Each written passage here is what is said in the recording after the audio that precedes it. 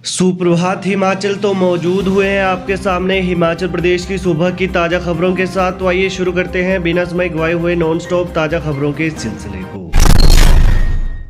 हिमाचल प्रदेश में लगभग 28,50,000 लोगों ने अभी नहीं लगवाई बूस्टर डोज। मास्क पहनना हो सकता है अनिवार्य। हिमाचल प्रदेश में 28.5 लाख लोगों ने कोरोना से बचाव के लिए बूस्टर डोज नहीं लगाई है। सरकार ने 52 लाख लोगों को बूस्टर डोज लगाने का लक्ष्य रखा था। इनमें महज 23.5 लाख लोगों ने ही वैक्सीन लगाई है। स्वास्थ्य विभाग का कहना है कि इन लोगों ने कोरोना वैक्सीन की पहली और दूसरी डोज ली है, लेकिन तीसरी डोज लगाने के लिए नज़दीकी स्वास्थ्य केंद्र नहीं पहुंचे हैं। स्वास्थ्य विभाग का कहना है कि वैक्सीन लगाने से ही कोरोना से बचा जा सकता है। वहीं नेशनल हेल्थ मिशन NHM के पास 1 लाख डोज है। अगर लोग वैक्सीन लगाने के लिए आगे आते हैं तो केंद्र सरकार से कोरोना वैक्सीन मांगी जाएगी। 350 नई डीजल बसें खरीदेगा HRTC। बेड़े में 11 नई वोल्वो भी जुड़ेंगी। हिमाचल पथ परिवहन निगम 350 नई डीजल बसें खरीदेगा। इनके अलावा HRTC के बेड़े में नई 11 वोल्वो बसें भी जुड़ेंगी। शिमला और धर्मशाला के लिए कुल 35 नई इलेक्ट्रिक बसों की खरीद की जाएगी। परिवहन निगम के बेड़े में करीब 1000 बसें शून्य बुक वैल्यू की हैं। इन्हें निगम प्रबंधन चरणबद्ध बदलने की कवायद में जुटा है। इसके अलावा धर्मशाला के लिए 15 और शिमला के लिए 20 नई इलेक्ट्रिक बसें खरीद रहा है। अदानी के बरमाणा और दाड़लाघाट सीमेंट प्लांट से प्रतिनियुक्ति पर भेजे 143 कर्मचारी। हिमाचल प्रदेश में अदानी सीमेंट कंपनी ने 143 कर्मचारियों को प्रतिनियुक्ति पर भेजा गया है। ACC सीमेंट प्लांट बरमाणा से 58 कर्मचारियों को प्रतिनियुक्ति पर भेजा गया है। इन कर्मचारियों को रोपड़, बठिंडा, नालगढ़, राजस्थान के मारवाड़, मुंडवा, राबड़ियावास और लखेरी सीमेंट प्लांट में तैनात किया गया है। अदानी सीमेंट कंपनी के चंडीगढ़ जोन के ग्रुप हेड अमरदीप दीवाना ने बताया कि दाड़लाघाट और बरमाणा सीमेंट प्लांट के कई कर्मचारियों को उनका कल्याण सुनिश्चित करने के लिए स्थानांतरित किया गया है। इन 2 प्लांट के संचालन के बंद होने के बाद नौकरियों की सुरक्षा के लिए अपने ऑपरेटिंग कर्मचारियों को स्थानांतरित करना अनिवार्य है। उन्होंने बताया कि अदानी सीमेंट की दाड़लाघाट और बरमाणा प्लांट को मुख्य रूप से कच्चे माल और तैयार उत्पादों की उच्च परिवहन लागत के कारण सीमेंट क्लिंकर की बढ़ती परिचालन लागत के कारण मजबूरी वाली परिस्थितियों में संचालन को निलंबित करना पड़ा है। हमीरपुर में 1.5 करोड़ से बनेगा चार्जिंग स्टेशन। इलेक्ट्रिक बसों को मिलेगी सुविधा। योजना पर काम कर रही सरकार। हिमाचल प्रदेश सरकार ने इलेक्ट्रिक व्हीकल योजना को सिरे चढ़ाने के लिए चार्जिंग स्टेशन बनाने का काम शुरू कर दिया है। हमीरपुर स्थित HRTC डिपो हमीरपुर की वर्कशॉप में भी अभी जल्द ही इलेक्ट्रिक बसों की चार्जिंग के लिए स्टेशन बनाने का काम शुरू हो गया है। यह प्रदेश का 5वां चार्जिंग स्टेशन होगा। इससे पहले शिमला, सोलन, मनाली और बिलासपुर वर्कशॉप में इलेक्ट्रिक बसों के लिए चार्जिंग स्टेशन बनाए गए हैं। निगम की इलेक्ट्रिक बस 1 घंटे में चार्ज होकर 200 किलोमीटर का सफर आराम से कर सकती है। चार्जिंग स्टेशन पर करीब 1.5 करोड़ रुपए खर्च किए जाएंगे। हालांकि चार्जिंग स्टेशन पर लगने वाले इलेक्ट्रिक कंपोनेंट को लेकर बजट अलग से दिया जाएगा। हमीरपुर जिला में यह पहला बसों का चार्ज करने वाला इलेक्ट्रिक चार्जिंग स्टेशन होगा, जबकि हमीरपुर डिवीजन में यह दूसरा होगा। KCC बैंक को 790 पद भरने के लिए हिमाचल हाईकोर्ट से अनुमति। कांगड़ा केंद्रीय सहकारी bank KCC Himachal Pradesh high court से 790 विभिन्न पदों पर प्रमोशन करने की अनुमति मिल गई है। अदालत ने शर्त लगाई है कि विकलांगता का लाभ देने के लिए ग्रेड 1 के 4 पद रिक्त रखे जाएं। अदालत ने अपने आदेशों में स्पष्ट किया कि विभिन्न श्रेणी के पदों को भरते हुए बैंक विकलांग कर्मचारियों के लिए आरक्षित पदों को किसी अन्य से न भरे। मुख्य न्यायाधीश AA सैयद और न्यायाधीश ज्योत्सना रिवाल दुआ की खंडपीठ ने अपने पिछले आदेशों को संशोधित करते हुए ये आदेश पारित किए। जल शक्ति विभाग के टेंडर भी कैंसिल कर सकती है सरकार।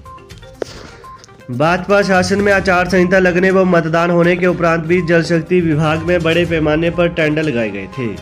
उप मुख्यमंत्री मुकेश अग्निहोत्री ने हरोली में पत्रकारों से बातचीत के दौरान कहा कि भाजपा नेता उनको आंखें दिखाने की कोशिश न करे, अन्यथा प्रदेश सरकार उन सभी टेंडरों को रद्द करने का भी निर्णय ले सकती है। मुकेश अग्निहोत्री ने कहा कि भाजपा सरकार में भर्तियों में बड़े स्तर पर गोलमाल हुआ है। मेरिट वाले युवा नौकरी से वंचित रह गए, जबकि अपात्र लोगों को नौकरियां पर लगाया गया। उन्होंने कहा कि भाजपा को अभी तक विश्वास नहीं हो रहा है कि सत्ता उनके हाथ से निकल चुकी है। इसके अतिरिक्त मुकेश अग्निहोत्री ने कहा कि भाजपा खुद को मानसिक रूप से तैयार कर लें कि अब वो सत्ता में नहीं है, सत्ता बदल गई है और 40 सीटें लेकर कांग्रेस सत्ता में आ गई है। हिमाचल में कांग्रेस सरकार के आते ही कानून का शासन आया है। नई सरकार ने स्वास्थ्य, राजस्व, वन, लोक निर्माण और कृषि विभाग के 307 कार्यालय किए बंद। हिमाचल प्रदेश सरकार ने पूर्व की भाजपा सरकार के समय 1 अप्रैल 2022 के बाद खोले नए कार्यालयों को बंद कर दिया, जबकि स्तरोन्नत कार्यालयों को पुरानी स्थिति में ला दिया है। स्वास्थ्य, राजस्व, वन, लोक निर्माण और कृषि विभाग के ऐसे 307 नए कार्यालय सुक्खू सरकार ने बंद कर दिए हैं। संबंधित विभाग अध्यक्षों ने पिछले कल इन कार्यालयों को डी नोटिफाई कर दिया है।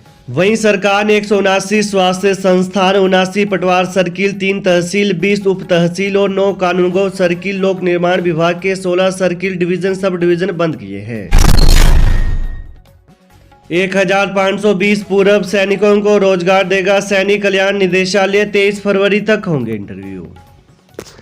पूर्व सैनिक कल्याण निदेशालय प्रदेश के सैकड़ों पूर्व सैनिकों को रोजगार उपलब्ध करवाएगा। 5 जनवरी से 23 फरवरी तक साक्षात्कार होंगे। ये पद श्रेणी 3 और 4 के भरे जाएंगे। पूर्व सैनिक कल्याण निदेशालय हमीरपुर ने 1520 पद भरने के लिए पूर्व सैनिक रोजगार कक्ष हमीरपुर में साक्षात्कार रखे हैं। शिक्षा, स्वास्थ्य विभाग सहित कुल 68 विभागों में विभिन्न पद भरे जाएंगे। साक्षात्कार में प्रदेश भर के पूर्व सैनिक भाग लेंगे। वहीं इन पदों में अकाउंटेंट के 2, अकाउंट क्लर्क के 2, जियो अकाउंट के 38, एनएम का 1, स्टाफ नर्स के 46, ऑडियो मैट्रिशियन के 2, ऑडियो मैट्रिक असिस्टेंट का 1, ब्लॉक प्रोग्राम मैनेजर के 11, कम्युनिटी हेल्थ ऑफिसर के 170, कंसीलर के 7, कंसल्टेंट के 2, डेंटल हाइजीनिस्ट का 1, डेंटल मशीन का 1, डिस्पेंसर के 2, महिला स्वास्थ्य कार्यकर्ता के 11 पद, जिला एडमिनिस्ट्रेटिव कम प्रोग्रामर असिस्टेंट का 1, जूनियर टेक्नीशियन का 1 और लैब असिस्टेंट के 10 पद भरे जाएंगे। सूबे के 1,75,000 पेंशनरों को झटका, नहीं मिलेंगे 350 करोड़ रुपए। हिमाचल प्रदेश हाईकोर्ट ने पेंशन से जुड़े मामले में राज्य सरकार को बड़ी राहत दी है।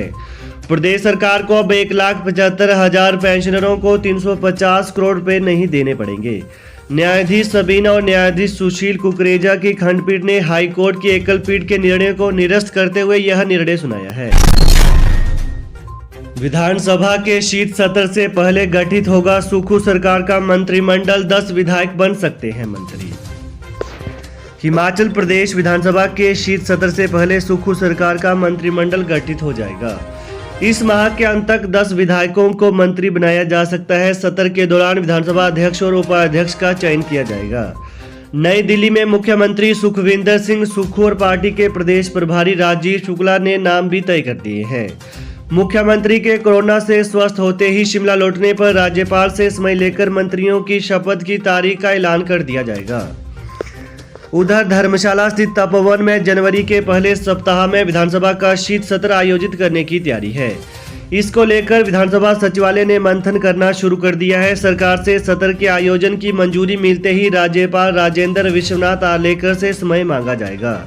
इसके बाद तारीखों का ऐलान होगा। 10 मंत्रियों सहित विधानसभा अध्यक्ष और उपाध्यक्ष की नियुक्ति की जानी है। तो ये है आज सुबह के मुख्य समाचार। तो प्रदेश की ताज़ा खबरों को पाने के लिए चैनल को जरूर सब्सक्राइब करें। Thanks for watching. जय हिंद, जय हिमाचल।